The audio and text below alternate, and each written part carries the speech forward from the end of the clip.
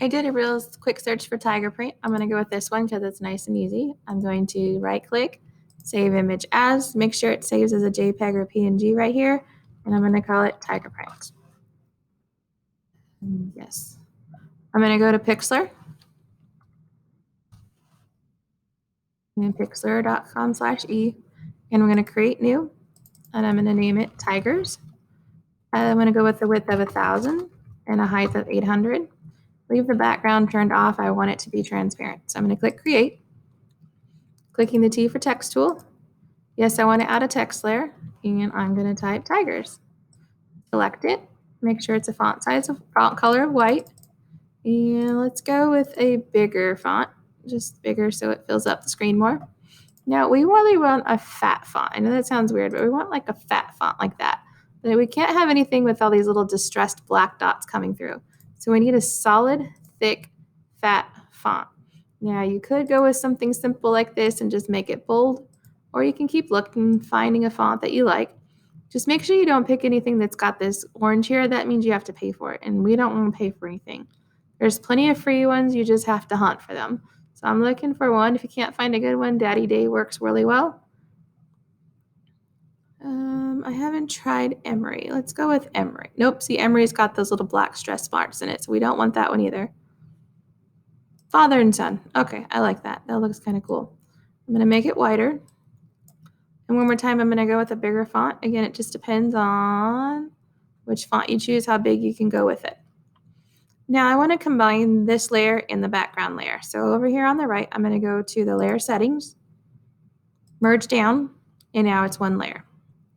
Now I'm going to add this image of tiger print. So I'm going to go to layer, add an image as a layer, and open up tiger print.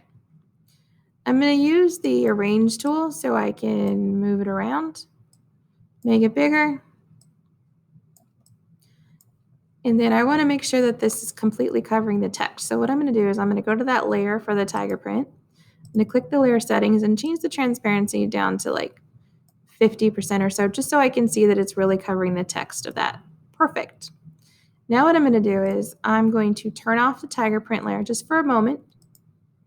I'm going to click on the tiger text. I'm going to use the wand tool, and I'm going to click out here in this, blank area. And notice it selects all the letters, except for it didn't get the inside of that R there. So I want to select that too. So I'm holding down Shift and clicking. So it also gets the little dancing dots around it as well. Okay, so I'm going to go back to the tiger print layer. I'm going to turn it back on by clicking that little visible box. And now what I'm going to do is I'm going to use the eraser, and I'm going to erase this tiger print. Now I don't want to have to sit here and squiggle back and forth. So I'm going to go with a much, much bigger size brush. Let's go with I'm talking like 600-700 size brush. Now when I slide, I'm going slowly. You guys notice it's not 100% perfect, so I need to go slow so I make sure I get every section. I don't want to leave any little tiny bits of the tiger print showing. So I'm getting rid of everything. Maybe another quick swipe through just to make sure you got it all. While it's still selected, go ahead and change over to the crop tool. And let's get rid of all that excess space above and below it. Maybe even off to the sides here. And then apply that. What I'm going to do now is I'm going to turn the transparency back to 100%. So I'm going back to that image of the tiger print, that layer, changing it back to 100%. Now you can see the letters much better.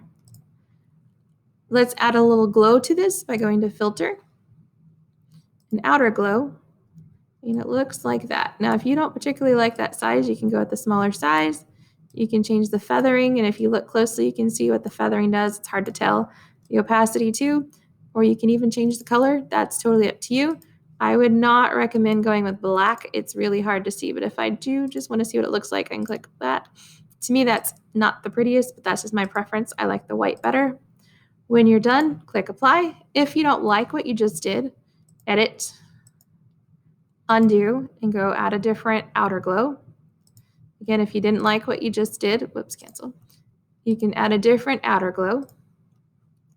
But I'm okay with that, so I'm going to go to File, Save, make sure it's still saved as a PNG, that way we keep the transparent background, download, and add it to the assignment in Google Classroom.